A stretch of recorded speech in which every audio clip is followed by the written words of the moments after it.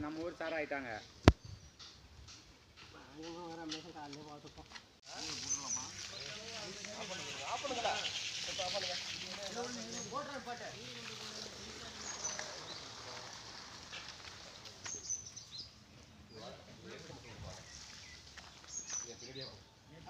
போங்க மாறிவிடாதீங்க.